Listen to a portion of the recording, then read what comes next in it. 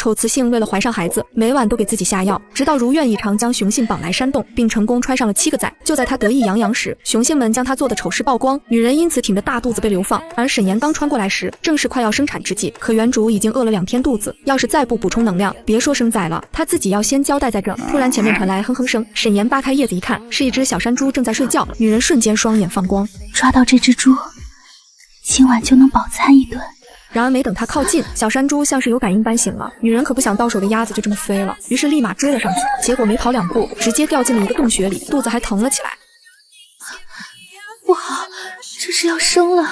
更不巧的是，旁边还有一个受伤的男人，正像盯猎物似的盯着他。沈岩这才想起，雌性在生产和发情时，身上会散发致命的香气，会引发雄性发狂。他一边挪着身子向后退，一边在脑海中想对策。而对面的男人已经站了起来，随时都有扑过来的可能。忽然他看到男人腰侧的血纹，那是帝国的大骑士才有的标志，能选上除了得有贵族身份外，战力还要达到8级才行。沈岩忽然松了口气，他想到办法了，我可以帮你治好腿疾，让你获得曾经的战力和荣耀。男人听着瞳孔一震，这女人不仅一眼就识别了他的身份，还看出他有腿疾，这是他多年的秘密。他想不到的是，沈岩穿越前可是堂堂古医世家传人，拥有活死人生白骨的能力，一双眼睛更是出神入化。可他现在没时间陪他睡，因为他已经感觉到周围有大量的雄性正火速靠近。我要生了，帮我！只要你保护我这一次，我一定治好你的腿。男人沉默半晌，才点头答应。这时，远处四面八方的雄性早已经发了狂，齐木也吓一跳，没想到这丑雌性能引发这么大的轰动。他赶忙走到洞口，释放精神力，将沈岩罩在安全范围内。不知道过了多久，丑雌性大叫一声晕了过去，随即身上散发的气味也变淡。齐木也没多想就冲了进去，结果看到瞠目结舌的一幕：7颗兽蛋正乖乖地躺在地上，一胎7崽。就连 S 级生育值的雌性也办不到的是，眼前的丑雌性居然做到了。这样珍贵的体质，要是在王城，不得成为贵族们疯抢的对象。如此珍贵的生育体质，竟长在这样一个丑雌性身上。就在齐木也感慨之时，一个花豹雄性闯了进来，眼见拳头就要捶在他的后脑，怎料男人身躯一转，躲避的同时又重拳出击，花豹直接被摔飞几米远，冲在其他半道的雄性瞬间刹车，脑子也清醒了一半。这就是高等纯种雄性的力量吗？太强悍了！齐木也像王者一样睥睨着他们。冷喝声一出，这群雄性吓得往后一缩，撒腿就跑。之后男人才猛地屈膝抱住自己的右腿，如针扎的感觉让他额头上的青筋暴起。看来他的腿疾又加重了，明明他方才连一半力量都没用出来。这时洞穴中的一颗蛋滚了出来，他伸手一捞，蛋壳上散发的高等精神力顿时让男人雄身一震，这是王者才有的气息。难不成沈岩的受夫是王族之人？等他抱着蛋回到洞中之时，沈岩已经醒了，他一脸不可置信看着自己生的蛋。这颗也是你的，小崽子比较胆大，自己跑出来了。忍不住惊讶这小崽子的生命力，还没破壳就自己跑了。他将6颗蛋放在一起，乖，以后我就是你们的慈母了，有慈母在，绝不会让你们饿肚子。一旁的男人看到这一幕，心里也暖暖的，真没想到这雌性虽然长得丑，却是一个好母亲。但有一点他很不解，就是沈岩的受夫怎么让他一个快生产的弱雌性独自待在荒郊野外。沈岩没敢把自己的真实情况托出，只敷衍说自己的受夫有事外出，很快就会回来。我叫阿言，谢谢你刚刚帮了我。经过刚刚一遭，两人此刻都有些饿了。齐木也拿了处理干净的山猪和野鸡，沈岩却有点犯难，生肉他是真的吃不下啊。最后还是问齐木也要来了火石，点燃了坑里的枯树叶，接着找到一块平整的石板，在上面烤肉。随着温度越来越高，肉片开始滋滋冒油。齐木也早就看得一愣一愣，这雌性不仅真的会用火，还会做高级烹饪师才会的熟食。等待中，女人还递给他一片原汁原味的肉香，油滋滋 Q 弹的口感，这简直是他雄生吃的最好吃的东西。沈岩看着他满足的样子，自己也迫不及待地吃了一块。不错，虽然没有调料，但比我想象中欲美味多了。第二天，经过一晚上的休息，沈岩的体力也恢复大半。他闭上眼睛，用意念打开了灵泉。这里可是他的百宝箱，里面种植水产家禽应有尽有。最值得一提的便是那一池生鸡水，能治疗各种疑难杂症。他随手舀了一杯生鸡水，等会帮齐木野治疗腿疾时要用。又取了2条黑鱼和1只死鱼鸭。等男人抱着一捆草回来时，见到他手上的东西，大吃一惊。你这些东西都是哪儿来的？给，昨天说好的，借你的食物我会还。这是还给你的2条鱼。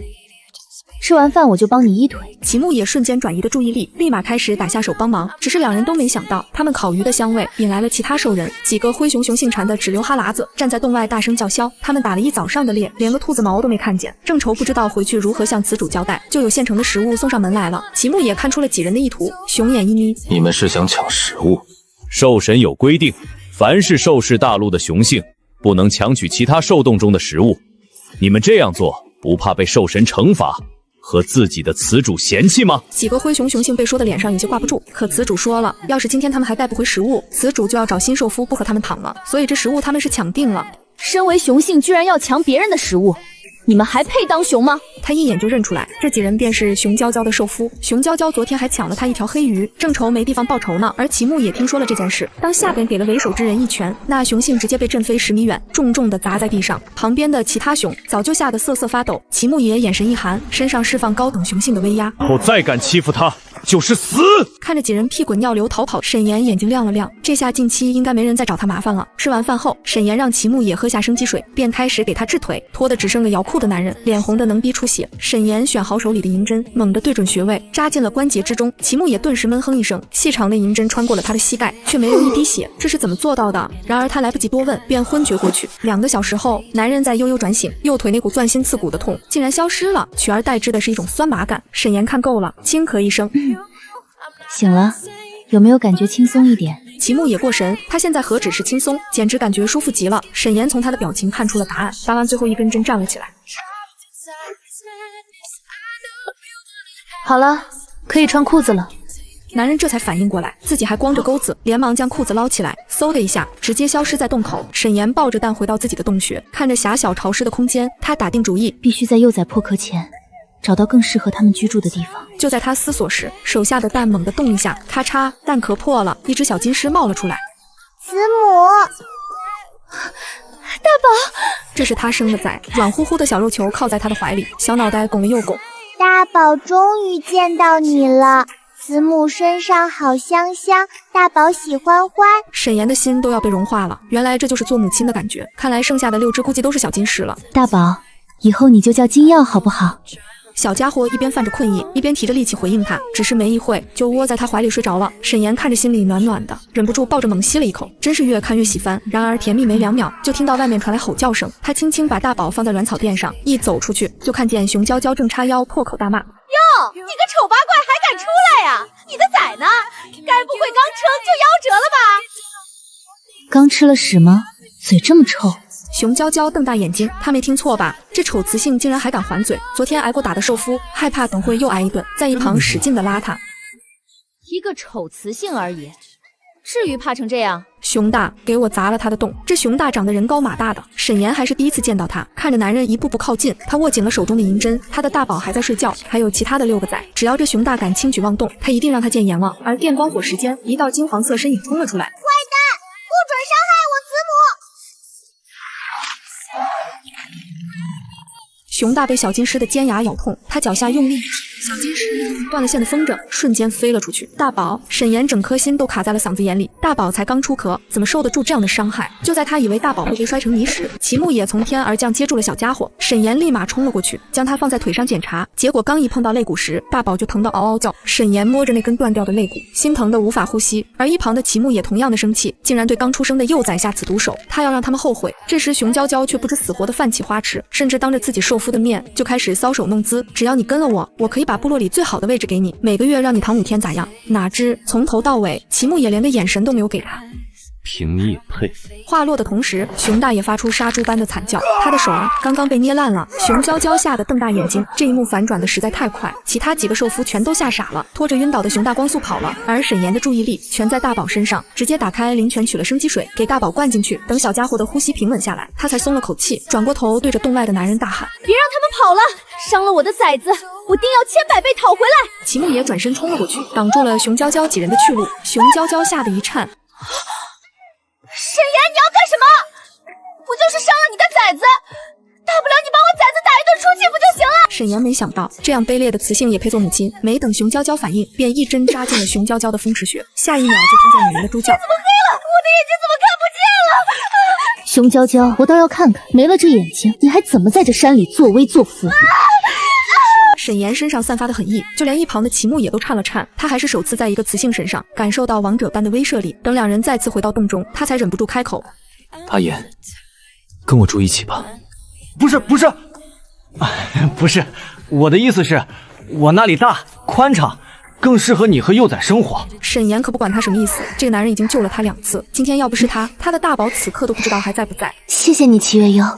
就这样，两人又回了齐木野的山洞。连续2天，大宝都没有苏醒。沈岩一边担心着大宝，一边跟齐木野把洞穴重新布置了一番。齐木野还从外面捡回好多类似于石板的石头，方便沈岩做烤肉，还一起外出找了能用的家居。然而他们满载而归时候，却发现少了一颗蛋。在兽是幼崽的气息和血脉是跟亲生慈母和雄父相连的，所以很少有偷崽的。气息还没散，说明这人刚走没多久。我去追。齐木野刚要冲出去，沈岩却发现不远处的草丛后面有东西在抖动，一个黑不溜秋的小东西，头上还顶着半个蛋壳，跳了出来。他用漆黑的小鼻子嗅了嗅，迈着步子向沈岩走来。慈母，你是二宝的慈母。奶乎乎的声音让女人心头一颤。老大是只金狮，老二是黑豹，这在整个兽界大陆历史上都是从未出现过的神迹。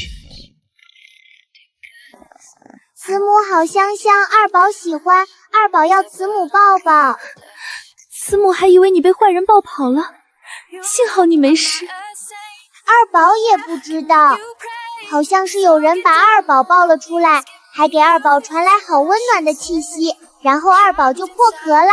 沈岩一听，立马和齐木野紧张地对视一眼。刚刚果然有人来过。齐木野转身用精神力巡视着周围，却没追寻到半点踪迹。如今他的力量已经恢复了大半，接近 S 级，可他却什么都感应不到，只能说明对方比他更强。而此时，隐藏在暗处的高大男人正瞅着下方母子依偎在一起的画面，男人眸子有几分怀疑。这小东西真是我的崽儿。将军，不会有错，是您的嫡亲血脉。黑豹家族血脉之间有特有的精神力纽带，刚刚他亲眼看到将军亲测过了，一点错没有。岳思林俊美的脸瞬间一黑，那个沈岩又黑又丑，还满脸的麻子，他实在无法相信自己在几个月前和这样的丑八怪结为伴侣。下方沈岩抱着怀中的小黑豹，亲昵地往洞中走。二宝，慈母以后会保护好你的。二宝也会保护慈母，像大哥一样勇敢。慈母，只要你们健康快乐的长大就好。对了，你长得黑不溜秋的，就叫玄墨好不好？谢谢慈娘，二宝喜欢。看着这温馨的一幕，远处的男人陷入沉思。传闻说这公爵府的小姐奇丑无比，还嚣张跋扈，又没有生育能力。如今看来奇丑是真，至于没有生育能力，简直是无稽之谈。与此同时，千里之外的金溪山上，坐在王座的男人忽然睁开了眼睛。他刚刚做了一个梦，梦里有头小金狮追着他喊雄父。看来2个月前在兽化城发生的不是梦，想必那个雌性定是一位美人。传令下去，我耶律齐已有雌主，我要亲自接他回山。而这边沈岩刚刚熬好鲫鱼汤，还用石板煎了兔肉和鸡蛋。齐木野则听他的话，用竹子编了几双筷子和竹篮。沈岩还给他讲了竹笋的各种吃法，可以降低血脂和尿酸。你的腿疾就是长期不合理饮食造成的。躲在暗处的岳思林早就被馋得流口水，但他怎么也想不到沈岩还会治病。那个齐木野，如果他没猜错，可是曾经王城中的第一勇士，听说在战场上经历了事故，精神力严重衰退。可他此刻探查到已经恢复到 S 级。能做到此事的，除非是传说中从未出现的3S 级医师。这个丑雌性真不简单啊！下面的沈岩还在和齐木野普及，用竹子做的房子也很不错。就在他们商量如何建造时，大宝醒了。沈岩开心的同时，也不忘帮他检查伤势，好在恢复的还算不错，甚至全身的胫骨更加强健了。他心中一喜，忍不住轻轻挠他的小肚皮。小家伙咯咯的笑个不停。两人的打闹把草甸上的二宝吵醒了。小黑团子揉了揉眼睛，慈母，二宝也要。你们都是妈妈的乖宝贝，虽然不是同一个品种，但都是慈母生的亲兄弟，要有爱相互保护，知道吗？两个小家伙都严肃的点头，表示他们会听妈妈话的。沈岩嘴角上扬，有这样2个天使宝宝，他这个便宜妈真的值了。齐木也在门口偷偷看了好一会，心里也燃起了一股暖意。他小时候一出生就被丢给雄父带，不是在训练就是在训练的路上，哪有机会能和慈母这样亲密？于是微笑着走近让他们吃饭了。沈岩看着跟在旁边流哈喇子的2个宝，他故作严肃的开口：大宝、二宝，这个呢叫筷子，专门用来夹菜的。以后我们吃饭都要用这个，才会干净卫生。接着又示范了竹碗和竹筒杯的用法。大宝和二宝一看，瞅着自己的小爪子，泛起了难，但又十分想学着慈母的样子。于是大宝卯足了劲，一下变成了一个金发兽耳的奶娃娃。哇，大宝你会变身了，太可爱了吧！直接抱起来亲了又亲。旁边的二宝一看，也努力憋着气，可憋得头上的毛都炸了，没有能成功变身。暗处的岳思林也忍住不住捏紧拳头，加油啊二宝！结果下方的二宝坐在地上哭了起来。二宝也要变身，二宝也要变成小娃娃，要慈母亲亲。二宝不哭，二宝还小，变不了身很正常，不伤心哦。慈母喂你就好啦。大宝试着用筷子夹了一块，但因为不太稳，绊到掉下来。大宝笨笨，大宝不会用筷筷。没关系的，大宝，慈母陪着你，慢慢练习就好了。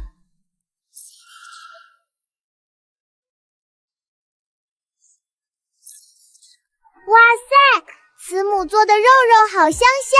相较于此刻幸福的一家三口，躲在上方的岳思琳可遭老罪了。这烤肉的味道好香，给她哈喇子都熏出来了。连续2天，沈岩都用参鸡水熬了一汤。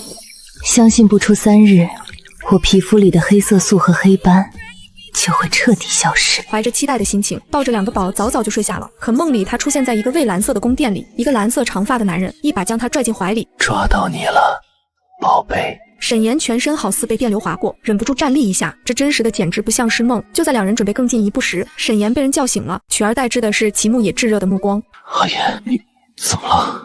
怎么会在梦中散发这么浓郁的香气？与此同时，海底王国的宫殿里，亚特利从勾梦中醒来，他终于见到了他的小词主，一直在暗处的岳思琳也闻到了这股香味，此刻正双眼猩红的盯着洞口，想到那头熊正单独和那个丑女人待在一起，他就极度的发狂。就在他纠结要不要现身时，齐木野突然从洞里冲了出来，飞奔进了林子里。男人瞬间松了口气。关于齐木野跑出去一夜未归这件事，沈岩并没放在心上，他反正一晚上睡得挺香的。这时2个小家伙也醒了，一个劲的夸好美，看来是生鸡水发挥作用了。沈岩走到蓄水塘，低头一看，这张脸不就是他原来的样子吗？这沈岩竟然长得和他一模一样。外出归来的齐木野也看到这一幕，一晚上不见，这女人就像变了个人。阿言，你的脸……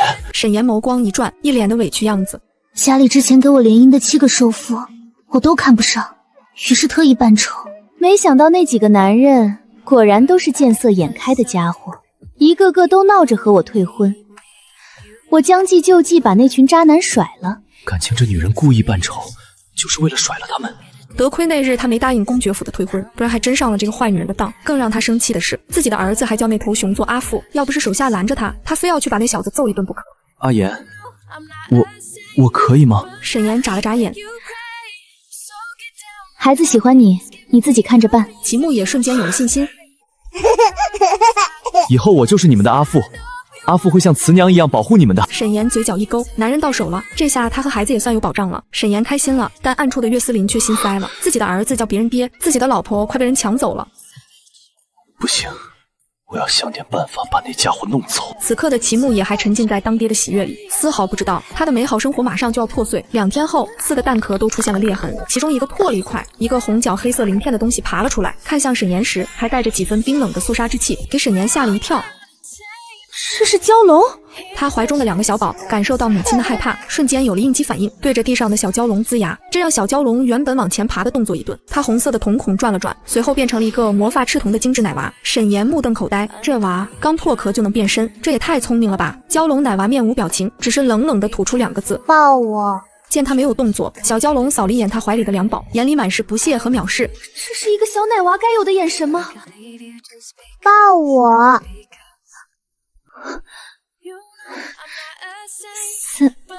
三宝。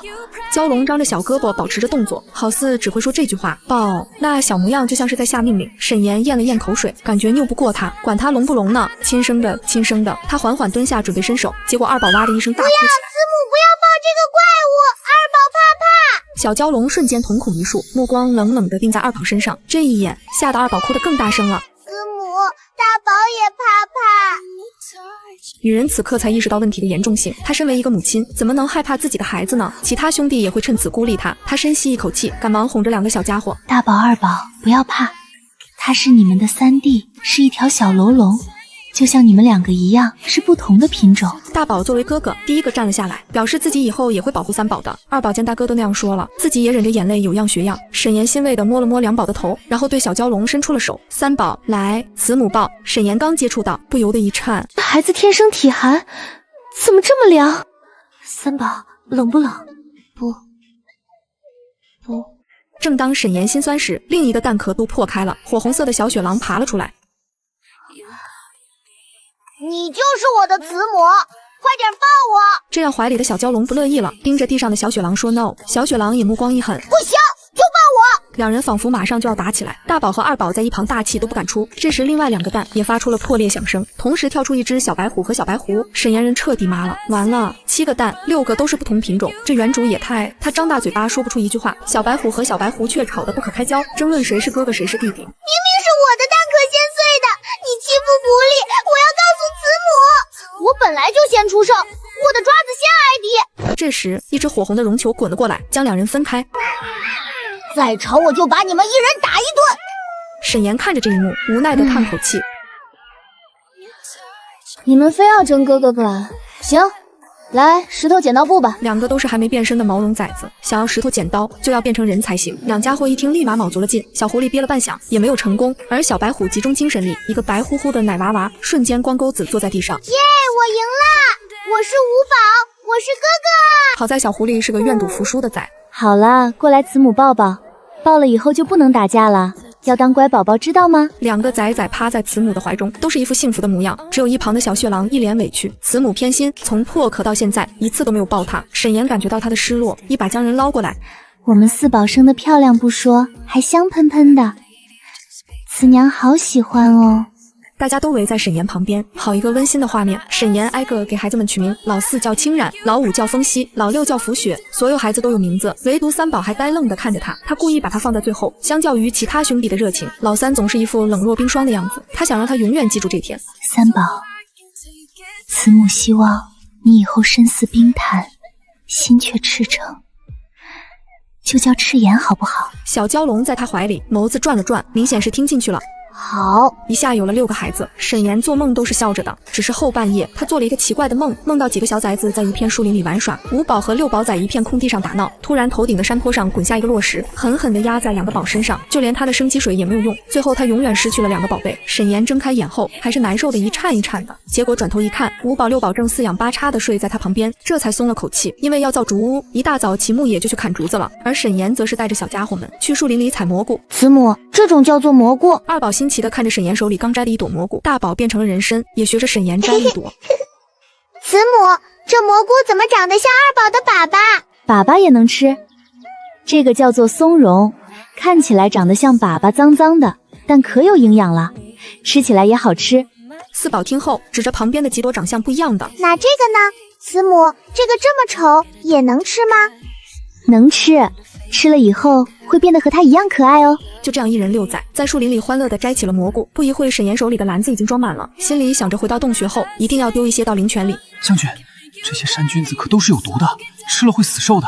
沈岩小姐难道不知道吗？岳思林眉头也皱了起来，看了一路沈岩捡的每一种山菌子，几乎都有剧毒。找机会趁这个女人不注意时，把这些菌子都给她丢掉。手下目光坚定，是保证完成任务。他绝不能让沈岩小姐和小将军吃到半口菌子。沈岩带着孩子一路到了山坡下的河流前，他把篮子放在一棵树荫下，准备在河边洗个手，顺便还能抓点螃蟹。小崽子们也开心的在水流边玩耍。突然，他像是想起了什么，这不是昨天梦里的场景吗？他瞬间看向斜坡上面，那里正好有一颗巨石，岌岌可危的挂在斜坡的上方。沈岩呼吸一滞，他瞬间扔掉了手里的螃蟹，冲了过去。5宝6宝，小心！就在他起身的同时，斜坡上的巨石一动，有落下来的趋势。闪开！闪开！5宝6宝！女人几乎破了音。这时山风吹过，巨石忽然滚落，2个小家伙吓得毛发一缩，拔腿就要跑。千钧一发之际，沈岩猛地扑过来，一把抱起5宝和6宝，将他们甩了出去。巨石已经落在了沈岩的头顶，如同千斤顶夹杂着飓风压来。他条件反射抱着头，怎料预料中的疼痛并未发生，巨石在他头顶直接炸开，击碎的碎石四处散开，只在他的手臂上擦出几个血痕。未等他反应，小崽子们就瞬间爬起来扑了过来。慈母，就连冷冰冰的3宝都白着小脸站在他旁边，用小手紧紧地抓着他的袖口，生害怕他不见了。沈岩眼眶一红，一把将几个小家伙紧紧地搂进怀里。慈母没事，你们呢？有没有受伤？快告诉慈母，还好几个宝都没有受伤。沈岩松了一口气，但还是心有疑惑，刚刚到底是怎么回事？难道是有人暗中出手救了我？岳思林也长长的呼出一口气，幸亏他出手及时。另一侧的虚空中站着2个人，黄子叶按绝美邪似的面容上透着几分讶异，还真是他的崽。旁边的属下也震惊不已，大帝师真的是蛟龙幼崽，是您的孩子。原来他的儿子是排老3，名叫赤炎。这是远处传来焦急的声音。阿言，你没事吧？阿言，沈岩刚好含着笑意回眸，终于让人看到了他的脸，绝美的玉颜，似水如波的眼眸，瞬间撞进了黄子夜的眼中。他的心剧烈的抖动一下。齐木也担心沈岩还有内伤，执意要抱他回去，而暗处的岳思林则咬牙切齿，这只该死的熊，明明是他的功劳，他救的，却让他先抱了，手下在旁边都不敢吭声。我的蘑菇呢？怎么变成了山猪？齐木也敏锐地探了探周围，这山猪明显是刚抓住不久，还没完全断气。沈岩差点气死了，他气鼓鼓地怒吼：“是谁？谁偷走了我的蘑菇？滚出来！”还给他换成了一只猪。他不想吃山猪肉，他就想吃蘑菇啊！小崽子们也仰天怒吼：“是哪个坏蛋偷走了我们的蘑菇？还回来！”回到山洞，齐木也一边为沈岩清洗伤口，一边询问：“这菌子有剧毒，你摘它们做什么？”当然是吃啊，有毒那是你们不懂处理，那可是山珍，比肉还好吃。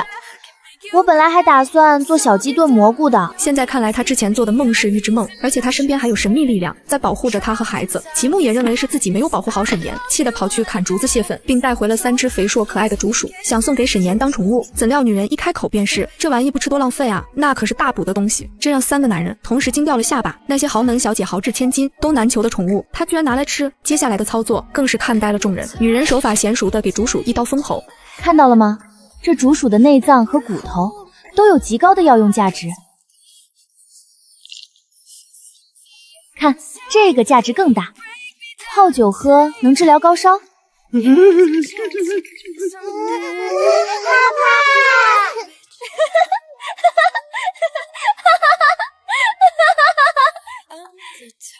你们要是不乖，小心我！小家伙们连连保证自己会乖乖听话，然而温馨的气氛很快被打破。齐木也察觉到一群实力不弱的人正在靠近，而沈岩也突然眼前一黑，出现模糊的画面。齐木也与一个长相酷似他的男人拥抱，却被对方用匕首刺中心脏，当场毙命。画面结束，沈岩猛地回过神，一把抓住齐木野的胳膊，小心，一会儿不要和对方有近距离接触。齐木也以为女人在心疼他，不仅心里一暖，点头答应后便转身离去。只是他前脚一走，沈岩再次看到了预知的画面，一群人正高速向山洞袭来，不出10分钟便会抵达。他明白这次估计等不到齐木野了，只能靠自己。大宝，带崽崽们躲好。他抱起2宝朝着后山跑去，片刻后，10余名身形健硕的古熊族雄性从林中闪出，将他团团围住，却在即将要接触他时，瞬间被击飞。沈岩心中悬着的石头终于落地，他赌对了，暗中果然有人，而且绝不会看着2宝遇险。沈岩并没有多停留，抱着2宝又往回跑，他的孩子还在山洞等着他呢。师母，坏熊熊都被砸死了。暗处的岳思林看着女人跑远的背影，嘴角抽搐，他感觉自己被利用了。这女人知道自己一定会出手，男人越想越气，便下手更加凶狠。另一边回到洞穴的沈岩发现大事不妙，崽崽们都不见了，顿时焦急的3处寻找。与此同时，3宝正与一个男人对峙。黄子夜看着与自己如出一辙的幼崽，冷冷开口：“跟我走。”不料小蛟龙就是一个字不。一大一小2座冰山就这么用眼神和冷气僵持着。沈岩很快找到了大宝，却被告知3宝不见了。女人瞬间慌了神，都怪他没有把崽崽看好，要是3宝有个3长2短，他一辈子都不会原谅自己。3宝，你在哪？不要吓慈母！就在他快要绝望时，预知画面再次闪现，一个神秘的黑发男人正强行掳走3宝。放开我的孩子！我不管你是谁，你要是敢动他，我沈岩发誓跟你没完！沈岩怒吼着，朝着预知的方向分了一边冲击。暗处的黄子夜瞳孔一震，原来沈岩就是公爵府那个丑雌性。在他愣神的瞬间，3宝猛然兽化，一口咬穿他的手背。剧痛之下，男人臭手一松，3宝从半空中坠落，被沈岩接了个满怀。看着3宝后颈的伤口，心如刀绞。是不是很痛？小蛟龙用尾巴亲昵地蹭着他，发出一声委屈的嗯。王八蛋欺负小孩算什么本事？偷孩子的人贩子不得好干！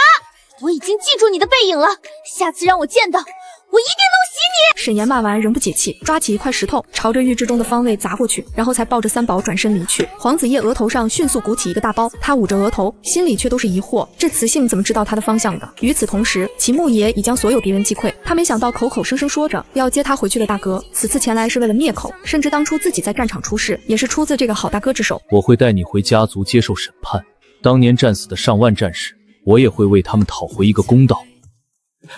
齐家出大事了，请3公子快速回府。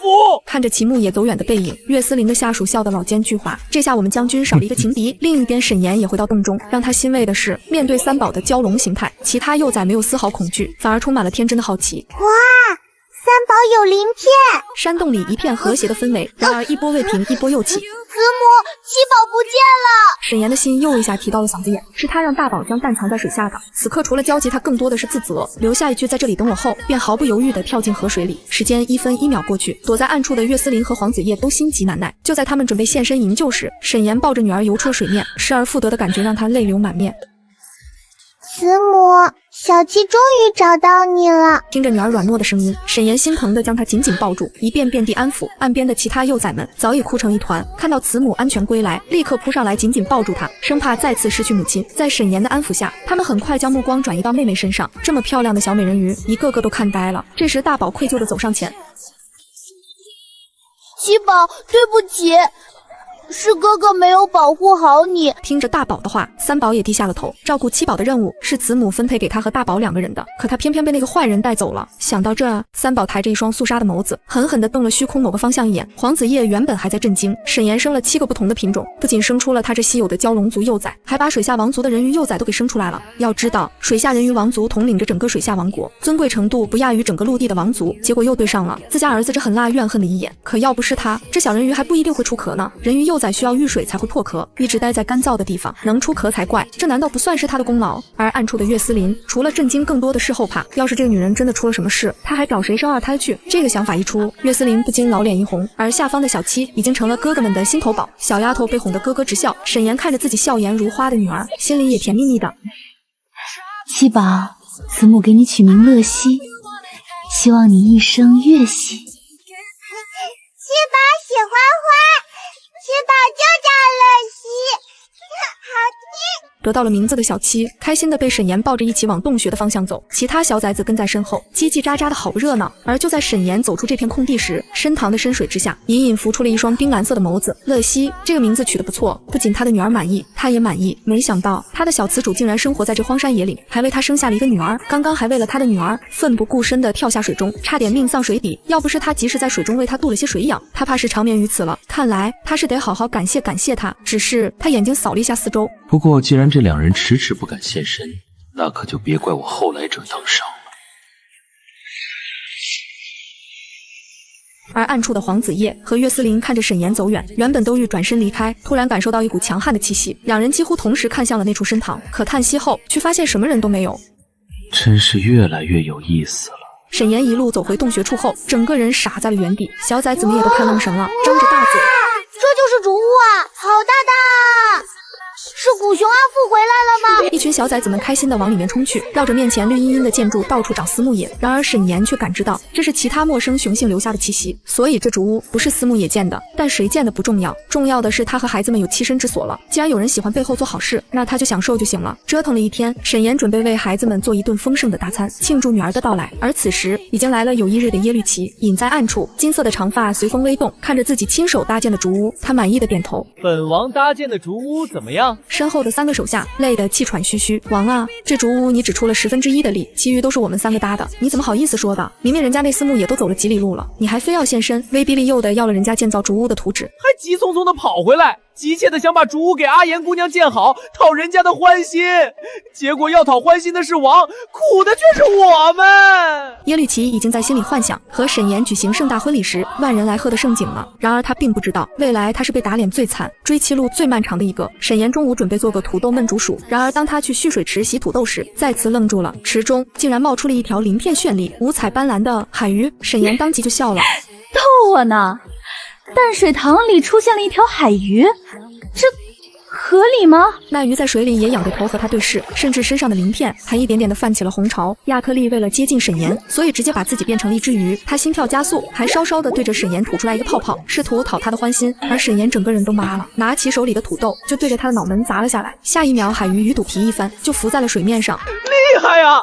这位鱼兄惨了。话说，鱼有雀雀可以割吗？这鱼吃了，该不会延年益寿吧？想着，他手里就摸出了一根银针，对着这鱼的后尾处就扎了一针。这下刚晕过去的鱼又疼醒了，条件反射的鱼尾一弹，溅了沈岩一脸水。沈岩皱眉，他的反手一巴掌扇在了鱼头上。这下这位老哥彻底老实了，晕得邦直，不动弹了。见这鱼不弹了，他又把针往里面捅咕了一下，然后拔出针一看，没毒，随即起身准备煲鱼头汤。可是正待他把鱼按在地上，兴致勃勃准备下刀时，手里的鱼突然醒了过来，瞪着一双惊骇的鱼眼看着他，然后对着他口吐人言。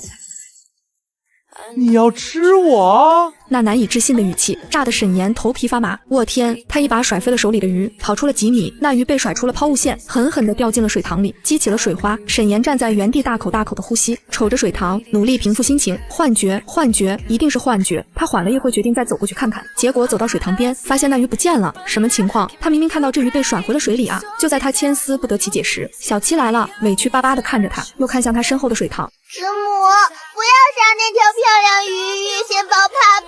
好好好，慈母不杀了，小七不哭，慈母抱抱。而暗处的亚特利捂着屁股疼得上蹿下跳。走，慈母抱你去看，那鱼跑掉了，我们一起找到它好不好？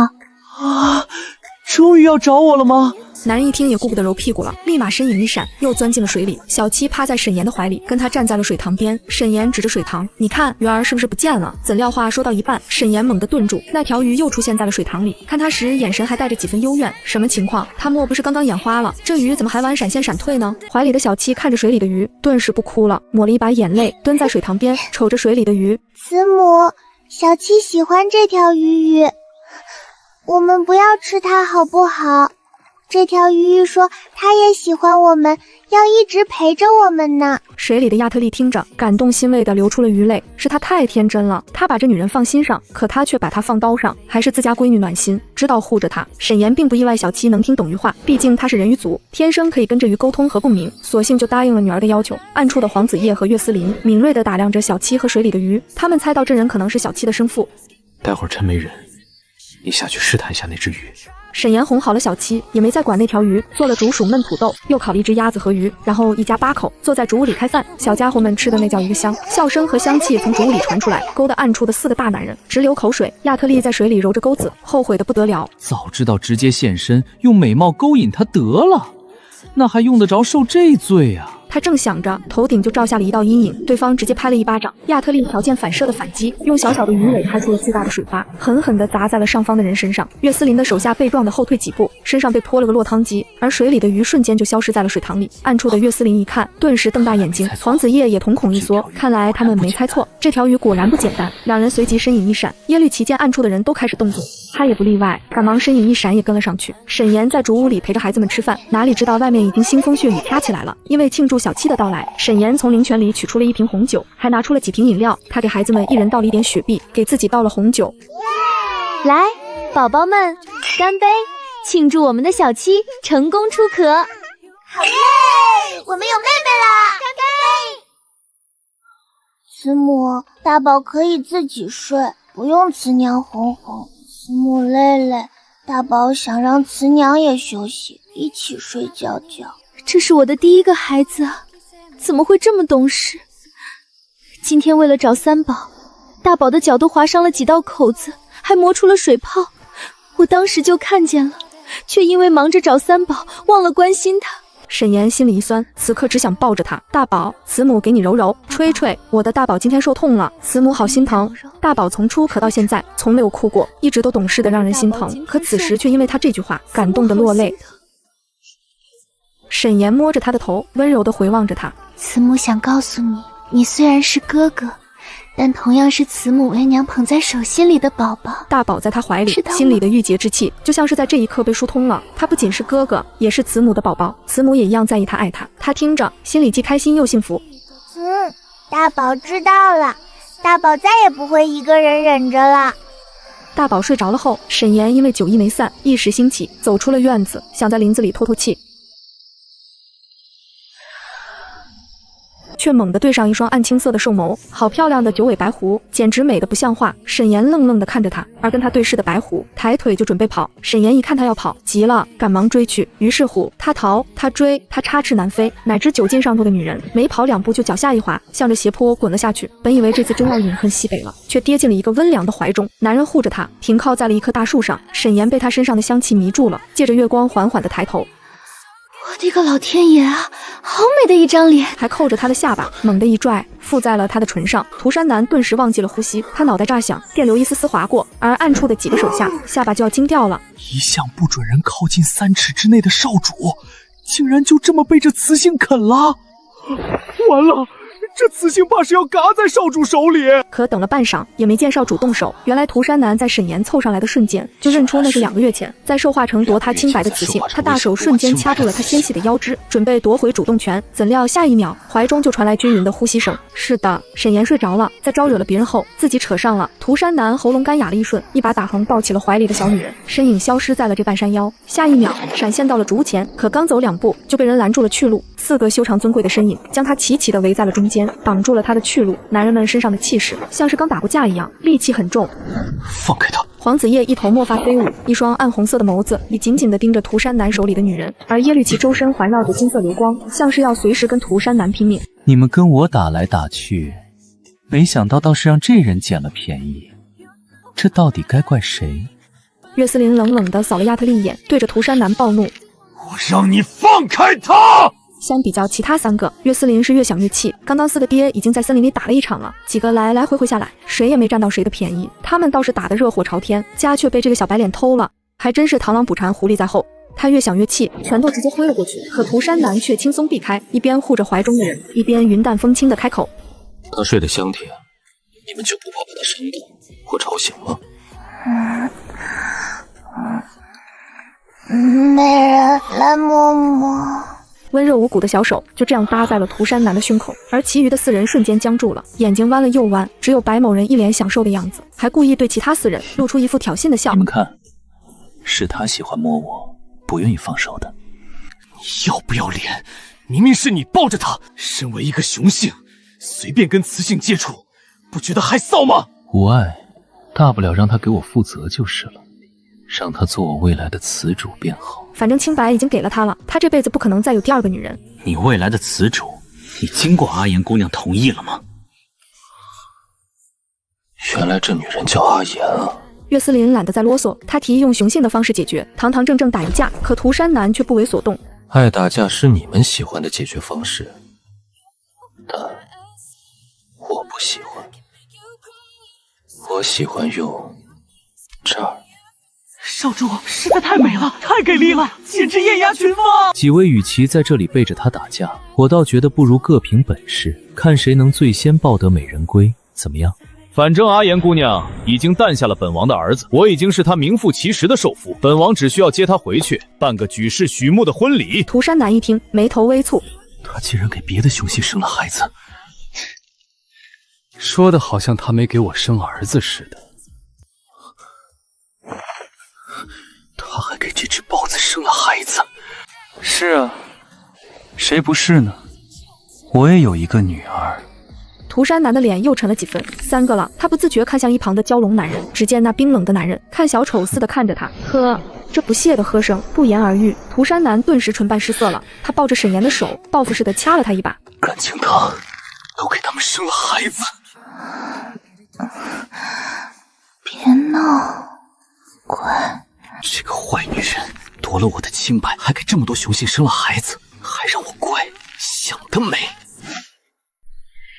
她就是王城里那位公爵府的小姐，正是和大家都有婚约的那位。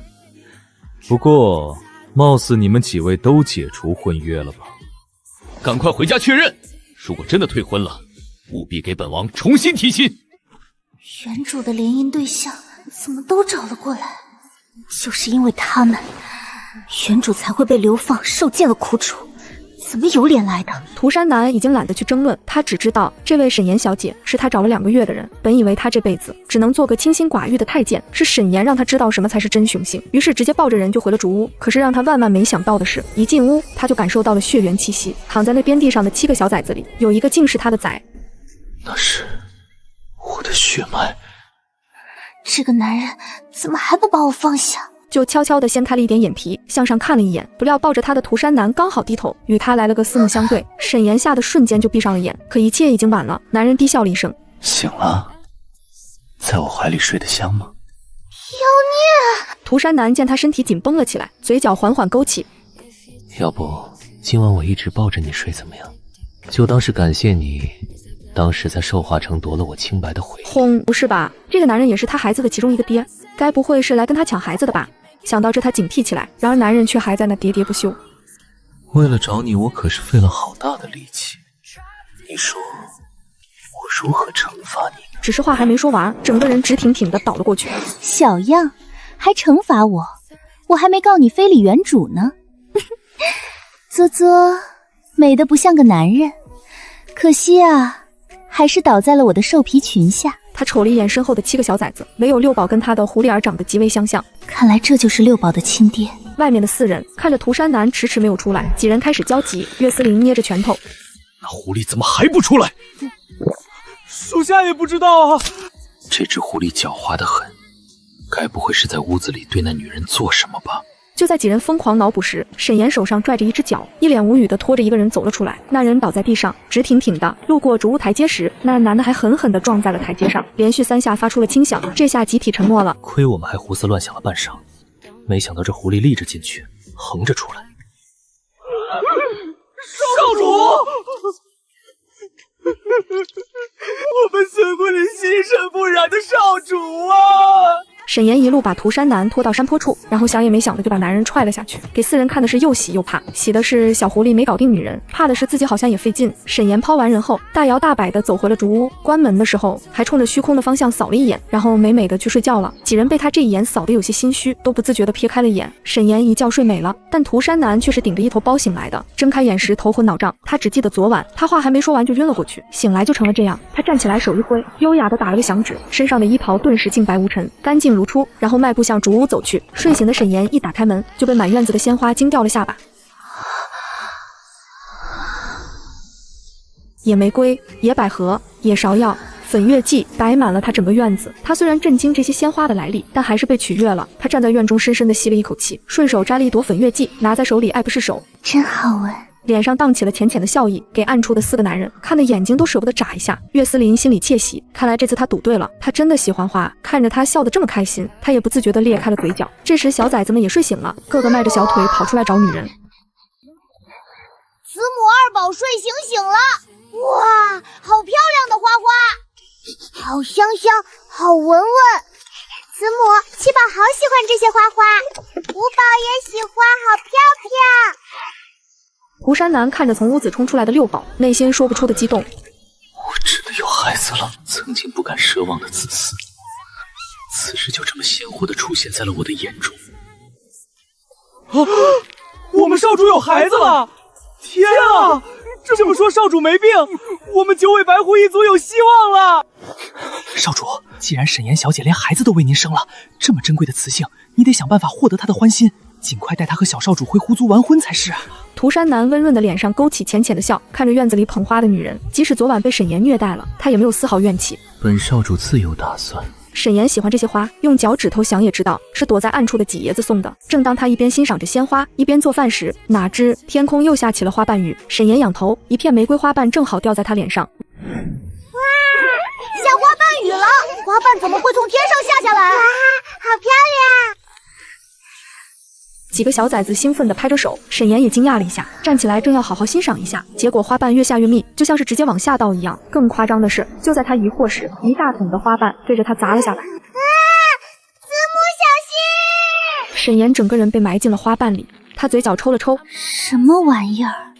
制造浪漫不是让他们制造坟墓给我。慈母，你没事吧？快出来，7宝来救你！哪个坏蛋捣的花瓣？我慈母都被埋进去了！坏蛋！怎么撒的？让你撒花，不是让你倒花。王，刚刚手滑了，是属下的错。那现在该怎么办？王，还撒吗？撒什么撒？没看到我儿子和沈岩都生气了吗？真是蠢的可以。成事不足败事有余。沈岩站起来后一脸无语，特别是石锅里煎的蛋上都被花瓣遮住了。喵的！他气得狠狠地瞪了一眼上方。耶律齐收到了这一眼，沈岩该不会看到我了吧？王，别怕，沈岩小姐看不见我们。耶律齐松了一口气。慈母，院子都被花瓣瓣遮住了，怎么办呀？能怎么办？慈娘继续打扫呗。大宝听后懂事的跑过去拿起小扫帚，耶律齐瞬间愧疚的看着大宝，无意之中给自家儿子找了个活干。慈母，好软软，好玩玩。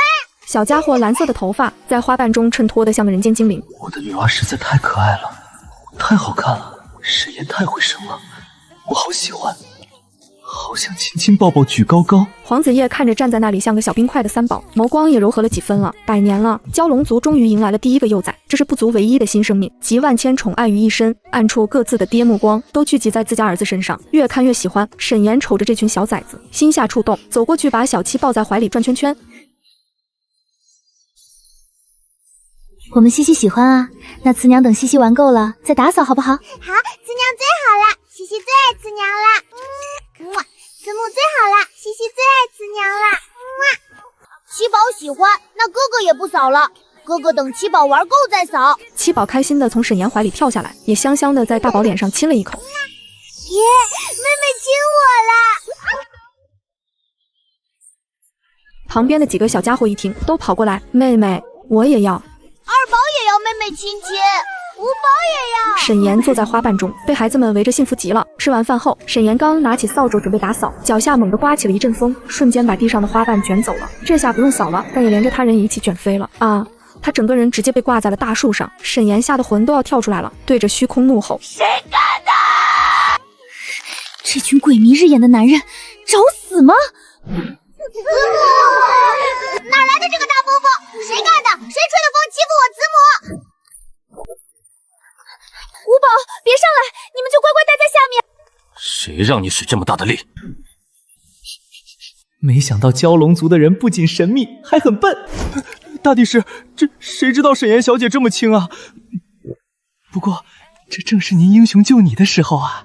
说话间，沈岩踩着的树枝断裂，下方的小崽子吓得齐齐尖叫。沈岩闭着眼睛，想着自己这次非死即残了，怎料跌进了一个冰冷的怀抱。他瞬间睁开眼，对上了一双暗红色冰冷的眸子。黄子夜斗篷鼓动，墨发飞舞。沈岩微微张嘴看呆了，好绝色，好冷的男人，这脚跟三宝的一模一样，这人难不成是三宝的阿父？那天在竹林偷走三宝的人，好像就是这副样子。这个该死的人贩子！沈岩瞬间从痴迷变成愤怒，啪，一巴掌扇在了对方的脸上。男人冰冷的眸子一寒，捂着脸震惊地看着他。混蛋，就是你偷我的孩子是吧？我打死你个人贩子！说着还摸出了一块砖头，狠狠地敲在了黄子夜的头上。砖头瞬间拍成了2半，黄子夜还来不及反应，他简直不敢置信，这女人连给了他2下。宝宝们，给我上！就是这个坏蛋偷走了三宝！坏蛋！原来是你个坏蛋，偷走了三宝！敢欺负三宝，咬死你！崽子们瞬间呲着牙，就奶凶凶地冲过去，抱住黄子夜的腿，狠狠地咬了下去。最关键的是，他儿子也在其中，咬得比任何人都还用力，痛得黄子夜头冒冷汗，腿都迈不开。而沈岩也没闲着，拿起扫帚就往他身上呼，完全就是一家人群殴他一个。暗处的几人嘴巴张得能塞下一颗鸡蛋了，惊呆了一个个。够了！沈岩顿时手下一停，拿扫帚指着他的鼻子。嚯哟，你个偷孩子的贼，你还有理了？你还凶我们？男人实在不解，明明他都隐身了，这女人是怎么发现的？他试图解释。你误会了，我并没有偷孩子。就知道他肯定不会承认，是吗？三宝，你说，把你强行抱走的人是不是他？真是我的好大儿啊！看到了吧，小孩子是不会说谎的。没错，是我私自带走了三宝，但我是他的亲生阿父，见自己的孩子本就是理所应当，那不叫偷。亲生阿父，你说是就是，你说孩子是你的就是你的，你生了吗？你养了吗？我认识你吗？没经过我的同意就私自带走我的孩子，那就是偷。你这种什么都不付出就想当爹的人，我见多了，给老娘滚远点儿！三宝只有慈母，没有爹。想抢我的孩子，除非我死。凭什么？我把孩子生下来带大后，一个个都想坐享其成，想得美！不就是有过一夜吗？大家都是成年人，你不会玩不起吧？这个该死的女人，我何曾这般被人嫌弃过？怎么盯着我干嘛？不服啊？不服憋着，反正我的孩子没有阿爹。难道想让三宝做没有爹的孩子吗？谁说的？想给他找爹还不简单？就我这自身条件，有的是人排着队。暗处的四人一听，顿时紧张起来。怎么能让别的男人当他们孩子的爹？绝不允许这种事发生。小崽子一听，立马支持沈岩。没错，我们慈母这么美美，会给我们找很多阿父。古熊阿父就是我们阿父。黄子叶已经气得听不见声音了，害怕吓到崽子们，直接消失在了原地。沈岩手里捏着银针，瞬间松了一口气。他那些话不仅是对这个蛟龙说的，也是对暗处的那几人说的。他们应该也会学乖了，少打他孩子的主意。刚刚凭空抓住一块砖头，沈岩发现自己那未知领域的空间好似能用了，所以急急忙忙的就回了主屋。在几个小崽子玩耍的空隙，他立马打开了灵泉，准备查探那片未知领域。没想到还是白茫茫的一片，一眼看不到尽头。但他之前扔进去的一些杂物正端端正正的堆放在一起。看到那辆随手扔进去的电动车，他嘴角抽了抽，竟然还有一辆三蹦子。他可真是个人才，因为忙着准备凛冬的到来，所以沈岩检查完那处空间后，就带着崽子们去到之前。他发现有黄泥的地方，小崽子们在旁边玩耍，他蹲下用铲子挖了几块下来，然后趁几个小崽子不注意，放进了灵泉空间，正干得起劲，身后就响起小崽子的哭声。沈岩猛地回头一看，天下居然下起螃蟹了。天上有怪物了！唉，真奇葩。岳思林站在暗处，抱着膀子欣赏着沈岩的表情。我就知道沈岩喜欢螃蟹，上次我就看出来了。不用怕，宝宝们，这个叫做螃蟹，里面有蟹膏、蟹黄，吃起来可好吃了。掰开它们的钳子和腿，里面的肉也好吃。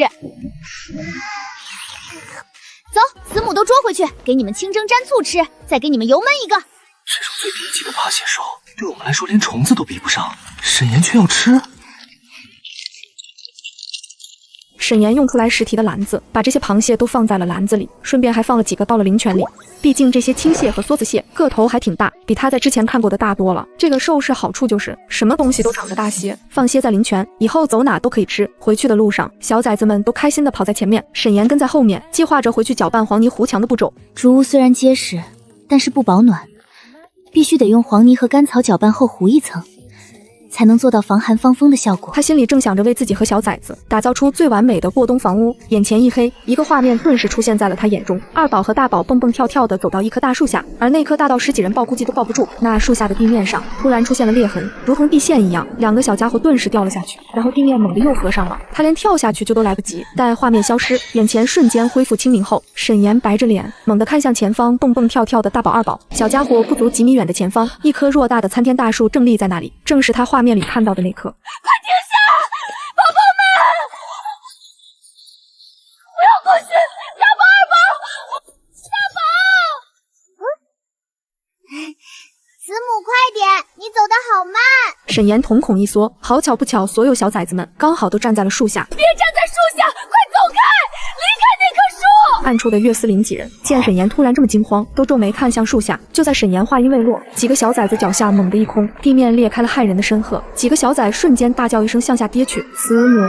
这一幕实在太快了，几乎跟沈岩的声音同时发生。暗处的耶律齐几人瞪大眼睛，还来不及反应，就看着7个小崽子往下掉去。岳思林反应最快，猛地挥出精神力，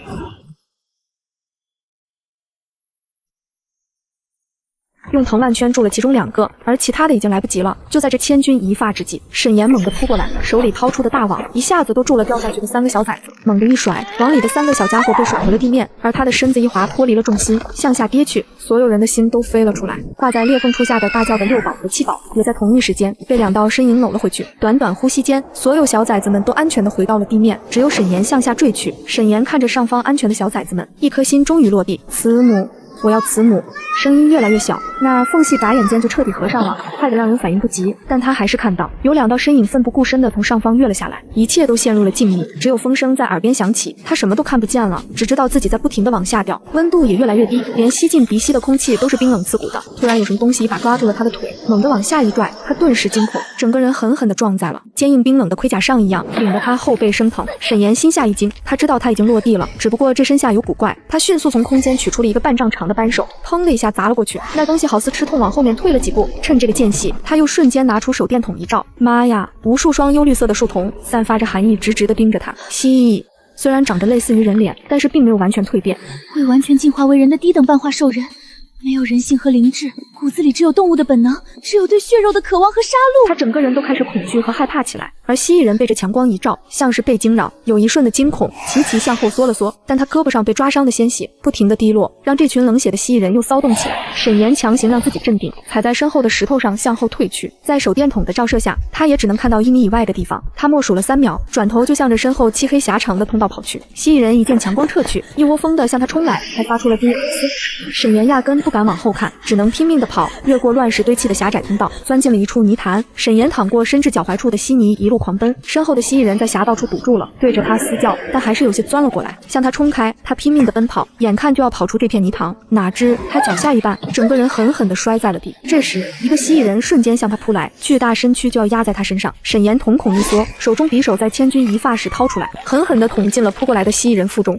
黑血顺着沈岩握刀的手流到他的胳膊，蜥蜴人凄厉地叫了一声，然后利爪一下子按在了他的肩膀上。女人咬牙抓起地上的石头砸在他头上，1下2下3下，浓浓的血腥味充斥在他鼻息，也让已经冲到泥潭中的蜥蜴人发起了狂。看着密密麻麻向他扑来的畜生，他一把拔出了匕首，用力地推开了他身上被他砸死的蜥蜴人。他拿起手电筒就跑出了泥潭，向另一方峡壁处堆积的石头上爬去。那上面有个山洞，是他唯一有可能逃生的地方。接着从空间里丢下去的活羊和山鸡，蜥蜴人果然都瞬间扑了过去，也为沈岩腾出了一些时间。他赶忙就顺着山洞往里面跑去，跑着跑着就开始头昏眼花。他心下一惊，糟了，一定是蜥蜴人的指甲上有毒。他猛地扶着洞壁停了下来，打开灵泉，快速地取出一滴生鸡水，滴在肩膀的伤口上，然后又喝了一口下去，接着往洞穴里走。但越来越头重脚轻，眼前的景象也逐渐模糊起来。路过一个转弯处，他彻底陷入了昏迷，猛地就向着地上栽去。这时赶来的岳思林一把接住了他，男人眼眶发红，难以置信，看着他肩膀上的伤口和身上的血渍，他心疼不已。这么小小弱弱的一个小雌性，她到底是怎么坚持下来的？那么高的深渊，她竟然还活着。还好，我找到她了。感受着后方有东西追来的动静，他眸光一沉，就是这些东西把他伤成这样。他心下猛地一沉，散发出杀意。沈岩是被热醒的，他迷迷糊糊看着眼前披着黑色长袍的男人，好帅，真好看，看着就很是解热。他对上男人那暗绿色深邃的眼眸，舔了舔干渴的嘴唇，好热，好难受。岳思林被他一双迷离的眼睛看得耳廓发烫，甚至有些口干舌燥。他索性撇开眼不看他，他怎么会不知道他难受？异化蜥蜴人的毒最是霸道，能让人产生最原始的兽欲。沈岩现在就是深陷其中，必须得男女交好才能解毒。可这时候他怎么敢趁人之危？沈岩缓缓地从地上坐起来，迷迷糊糊地问：“你是谁？这是在哪儿啊？”你不认识我，我叫岳思林，也是二宝的阿父。沈岩低着头揉着脑袋低喃：“二宝的阿父是谁？”他的记忆都是溃散的，迷糊的要死。之前你遇到洛石和古熊族人追杀时，就是我在暗处救了你和二宝。我知道你不喜欢好凉快，好舒服。沈岩，你清醒一点，知道我是谁吗？沈岩现在就像是抓住了救命稻草，哪还想他是谁？猴急的他已经把滚烫的小手迫不及待地伸进了他的胸口。沈岩，你看清楚我是谁？但是女人已经吻了上来。就在两人准备进一步时，一道清冷且夹杂着温怒的声音自两人头顶传来：“你们在干什么？”岳思林动作一顿，抬眸看了上去，就见涂山南端端正正地站在他们跟前，眼眶微凉地看着他和沈岩，一双眼睛死死地盯着坐在岳思林身上的沈岩。这个女人，她为了救他跳下这万丈深渊后，没有休息过一刻，找他差点都找疯了。没想到他们还有功夫干这些，我要是再来晚一步，这两人是不是不知天地为何物了？沈岩因为被向着涂山南，但是听到这声音，他就认出是被他扎晕扔到了山下的狐狸。是六宝的阿父。这么说，这两人就是当时裂缝合上时他看到的那2道跳下来的身影。没想到他们会奋不顾身跳下来救我。但此刻尴尬的是被别人撞了正着。为了躲避即将可能会发生的修罗场，索性他直接眼一闭，装晕。做什么你没看到吗？还需要我跟你说明？岳思林好事被人打断，这会一肚子火。涂山南温良的眸子夹杂着寒意。怎么？听你这口气，是我打扰了你们？那我现在人都站在这里了，你们还要继续吗？是要表演给我看吗？岳思林顿时耳廓发烫，脸色有些不太好。你要是想看，我倒是不介意，只是我怕扫了妍妍的兴致。妍妍还临时给她换昵称了，沈妍人麻了。涂山南冷嗤一声，妍妍叫的还怪好听。看来你下来不是救他，而是想趁我们都不在抢占先机是吧？你还要在他身上坐着吗？话落，见他一动不动，他觉得有些不对。怎么不说话？是不是他强迫你欺负你了？沈岩紧眯着眼睛，尽量让自己放低呼吸，降低存在感。没看到他晕了吗？还喊。岳思林也才反应过来，趴在怀里的人好似没动了。沈岩，沈岩，沈岩，醒醒！涂山南好看的眸子彻底凉了，压根就不省人事。你竟然敢在这个时候对他做这样的事！还好我来得及时，你到底对他做了什么？岳思林也愣住了，还对我又扑又亲的，这会儿怎么突然没动静了？难不成是热毒攻心了？他中了异化蜥蜴兽的毒，我是打算给他解毒，我怎么可能会对他做什么？不信你自己看。涂山南看到沈岩被蜥蜴人抓伤的伤口，神情猛地一怔，那伤口泛着紫色，一看就是剧毒。这时洞穴的后方突然传来了动静，一只蜥蜴人毫无征兆的从漆黑的洞道里扑了过来。涂山南待看清那东西的长相时，眸光一沉，瞬间一掌劈了过去。涂山南这下是相信岳思林的话了，手指一抬，不再给这只畜生留活路，飞机起一颗石子，从蜥蜴人身体里瞬间穿过，一击致命。沈岩趴在岳思林怀里，忍不住叫绝：强啊！这男人温润如画的外表下，竟然隐藏着这么厉害的身手。蜥蜴人数量众多，一直缠斗并不是办法，得先给他解毒。毕竟刚才他已经斩杀了一群蜥蜴人了，但他发现这畜生压根杀不完，不知道这深渊下究竟生活了多少只。涂山南一听，倒是也认同，把他给我。不行，别以为我不知道你在想什么，你就是想给他解毒。他不劳你费心，我会负责他的安全。就凭你刚才在他昏迷时，不经过他的同意就擅自做主替他解毒，你有什么资格负责他的安全？本将军与他本就有婚约在烧，为他解毒有什么问题吗？有婚约的又不止你一人。两个人剑拔弩张，大有打一架的架势。沈岩眯着眼睛，听着身后蜥蜴人的声音越来越近。再这样耗下去，到底还要不要出去了？他深吸一口气，缓缓地睁开眼睛。那个，有什么仇什么怨，要不等我们出去了你们再说。或者等我下次中毒，你们再石头剪刀刀决定谁来帮我解，怎么样？沈岩咳了一声，从岳思林怀里跳下来。岳思林感受着怀里一空，顿时有些失落。他看向沈岩，异化蜥蜴的毒不能不解，再挽回危及性命，没有什么比先给你解毒更重要。涂山南也深知异化蜥蜴毒的厉害，他不可否认的点头。沈岩，我是不会让你死的。你在我们两人中选一个解毒，只要是你亲口选的，我就认。啥玩意儿？还让我选一个，有点受宠若惊了。下次吧，下次有机会一定找你们。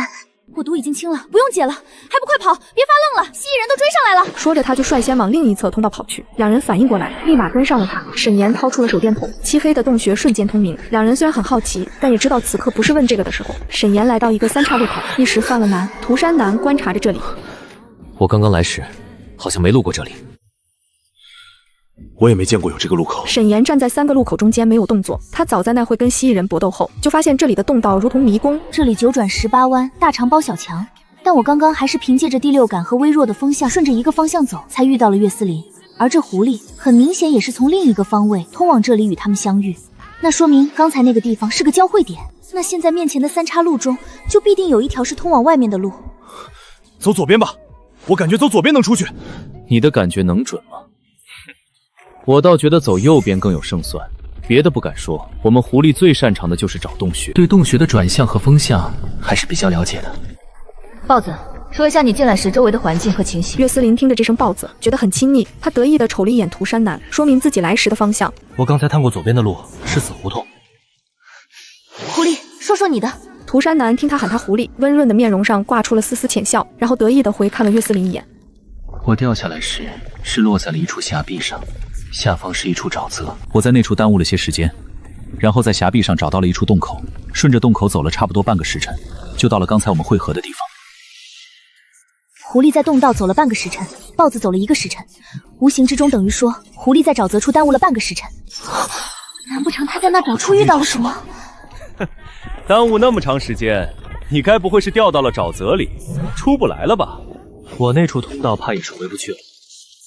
我来时将那处洞穴入口击塌后封住。岳思林一听就知道他一定是遇到了什么。沈岩见他没打算继续说，也不追问，他根据他们3人掉下来的环境做出了判断，然后看向岳思林，把你的毛借我1根，最软最细的毛，我只要1根。岳思林不知道他要做什么，但当着2人的面，原地变成了兽身，漆黑油亮的皮毛，健硕的4肢，高大的身躯，看上去威风凛凛。沈岩顿时看呆住了，好大好帅气的一头抱抱，他甚至能想象到二宝长大后的样子。涂山南也愣了一下。成年雄性从不会在人前主动展示自己兽身，因为这样相当于把自己小时候和最真实的一面展露了出来。看来这个豹子对沈岩当真是有心的。爸爸，你想拔哪儿就拔哪儿。沈岩看着伸到自己跟前毛茸茸的大脑壳，两眼放光，他抬起手，不由自主地放在了他的脑袋上，手不受控制地摸了2下。岳思林一怔，感受着沈岩的抚摸，好羞。涂山南眸色沉了沉，他突然想起那晚沈岩在树丛里发现他的兽身时，也是两眼放光，欣喜得不得了，还直接向他扑来。难不成他喜欢他们的兽身？黑豹有些享受，忍不住用大脑袋蹭了蹭他的手心。涂山南看不下去了，不是要拔毛吗？瞬间把沈岩撸抱的兴致唤醒了，他反应过来，将手伸到了抱抱的颈下，我轻点拔，应该不疼。说着就拔了1根下来，拔1根毛而已。岳思林当然不疼，但是却被他的话温柔到了。他瞬间变回了人身，甚至耳朵都是红的。涂山南扫了他一眼，心里有些不爽快。沈岩看着手里细软的长毛，他打开了手电筒，站在3条道的中间，然后轻轻地将毛发从手中丢落。他紧盯着那根毛，见它轻飘飘的在洞口处自由的偏移，然后慢慢往下落。旁边2人虽然不懂，但是明白他在测风，顿时新奇了起来。他们之前怎么没想到这个方法？很快就确定了方向，他们朝着中间那条通道走，走了好一会，温度越来越低，就连手电筒上都开始泛起了水雾。沈岩被冷得有些发颤，身后的岳思林和涂山南就像是心有灵犀一样，同时脱下了外套，就要往他身上套，结果2人的手撞在了一起。穿我的暖和。豹子的皮毛哪有我们做狐狸的暖和？穿我的。沈岩看着2人举在半道的衣服，他咳了一声。那个，其实要是不介意的话，我可以2件都穿的。我怕冷，毕竟2件都穿会沾上彼此的气息，他们可不想自己的衣服沾上对方的臭味。好了，不给穿，那他就冻着吧。正想着，他就打了个喷嚏，这下2男人也不吵架了，同时把衣服搭在了他身上，耳根子总算清净了。沈岩终于松了一口气，提着手电筒继续往里面走。而他不知道的是，而地面众人也正身处在水深火热中。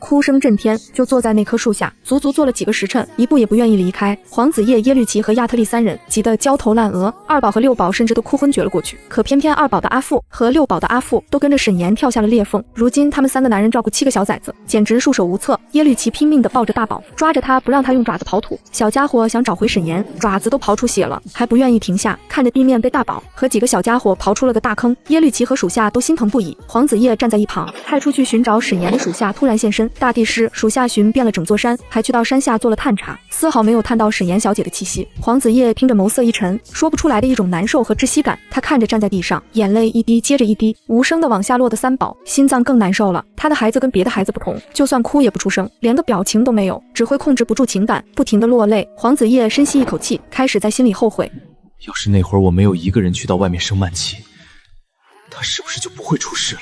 他回来时裂缝刚好合上，想到这，他紧紧地捏着拳头，看向地上的3宝，郑重地承诺，赤言阿父会把你慈母找回来的，阿父向你保证。说完，男人的身影一闪就消失在了原地。耶律齐和亚特利看着黄子叶闪身离开，面色都紧了紧。这时耶律齐派出去的手下也回来了。王，整座山和山下我们都探查过了，丝毫没有沈岩小姐的气息。亚特利在一旁听着，抱着7宝的动作一顿，7宝瞬间大哭了起来。西西要慈母，西西想要慈母。7宝乖，阿父在呢。哦哦，7宝不要阿鳖，7宝想要慈母。阿鳖可可以带7宝找慈母，我要慈母。好，阿父带着你去找慈母，好不好？我们一起去找她。我人鱼族对水的感知异于常人，可以千里追踪。这山上山下，哪怕是土里，都会有水流渗入。我会顺着水汽追寻到沈岩的气息，这里就交给你们照看了。本王无需你吩咐，这几个小崽子我自然会照看好，但你最好保证能把他找回来。还有，别妄想私自把7宝带走。我跟那条蛟龙不一样，别拿我跟他比。说完就带着七宝身影一闪消失在原地，同时身在迷洞的沈岩三人一直向前走了好久，连着绕过了几个弯后，突然就看到洞道的前方有亮光。岳思林一喜，看，亮了，那是出口吗？过去看看就知道了。三人欣喜地加快了步伐，直到走近，沈岩顿时僵住了。是一座冰墙，面前通道的去路竟然全被寒冰封住了。沈岩站在这冰冷刺骨的冰墙前，试图用手电筒照进冰里，看看后边有什么。可这光根本穿透不了那厚厚的冰层，什么都看不到。难不成他的判断真的有误？这里真的没有出口？岳思林看着沈岩微微泛白的脸色，不想他失落。没关系，我们可以倒回去。回去吧，你要是累了，我可以抱你走。毕竟他们刚才已经走了好长时间，然而沈岩只说了3个字：砸冰墙。两个男人顿时一怔，互相对视了一眼。岳思林忍不住提醒：在这么狭窄的洞道砸着冰墙，可能会引起整个洞道坍塌。没错，这种密闭的洞道，我们并不知道冰墙处于洞道的什么位置。若是洞道的出口还好，但它若位于中间，一旦砸了这冰墙，这里肯定全部坍塌，我们就再难出去了。沈岩当然知道这风险有多大，但是他那会测的风绝对不会有错，他相信自己的判断。他看向两人，眼神中透露着坚毅。你们说的我都知道，信我一次，砸了这冰墙，我们一定能出去。两人看他这么认真的样子，又互相对视了一眼。在他们看来，这冰墙是万万砸不得的，但此主大人已经发话了，他们只有无条件的相信。最坏的结果，大不了就是跟他一起死，反正他也为他们诞下了子嗣，不愁没后了。我叫涂山南，你可要记住了，沈岩。沈岩听着一颤，才反应过来，这一路下来，他还不知道这狐狸的名字。他嘴角勾起，歪着头回应了他一个笑。好，只要回去后你不跟我抢孩子，我会记住你的。岳思林和涂山南不再犹豫，提起精神力，同时出手，一掌劈了过去。强大的力量如同千斤之锤，砸在了那冰墙的中心点。砰！冰墙受力出现裂缝，下一秒，冰墙瞬间炸开，碎冰如尖锐的冰刀一般飞散开来。两人几乎是同一时间挡在了沈岩的身前。几秒过后，没他，三人瞬间松了一口气。看来他赌对了。沈岩拿起手电筒，立马向着里面照了过去。光线看到的地方很空旷，很静谧，很大，看不到边角。直到光线聚集在一个巨大的石雕时，沈岩瞬间吓了一跳，手里的手电筒都差点扔了出去。岳思林和涂山南也惊住了，怎么啦？两人赶忙抬起头，随着手电筒的光线缓缓地看了一圈，100米高的石雕，巨象石雕，一共有8个，矗立在这偌大的空间里，面容凶狠、怒目、严肃，人面兽身，看上去威严庄重，神圣不可侵犯。这是什么地方？不知道，像是一个大殿。这像神殿。你是说传闻中兽神的神殿？兽神的神殿这么玄幻？我也是猜的。传闻中兽神的神殿就有8大神石，这8个巨象看上去倒是挺像，不过这都是传说，说不定这里是几百和上千年前兽术人祭拜和信奉兽神的庙宇也说不定。沈岩听着这个解释倒是合理，不过此刻他更在意的是快点找到出口，回到地面见自己的小崽子，所以他拿着手电筒一路往里面走，仔细地寻找着出去的方法和路。他绕到了巨象的后面，看到整面大殿的墙上都转着密密麻麻的字迹，像是在讲故事一样。更诡异的是那些字他居然全都认识，就好像是曾经看过一样。他心下忍不住惊骇，这应该是原主脑袋里存留的东西。这么说，原主曾经研究过这些，甚至还熟通古今字。可是他从那几位的评价中，好像原主是大字不识几个，没文化的呀，甚至是蛮横无教、臭名昭著的形象。那为何这些知识会存留在他脑中？那就只有一个解释：原主身上一定藏着极大的秘密，他根本不像传言中和外人看到的那样，他实际应该是饱读古今篆书，通晓古今文字，过目不忘，极为聪明的一个女子。可她隐藏真实自己的原因又是啥呢？沈岩陷入沉思，他对原主是越来越好奇了。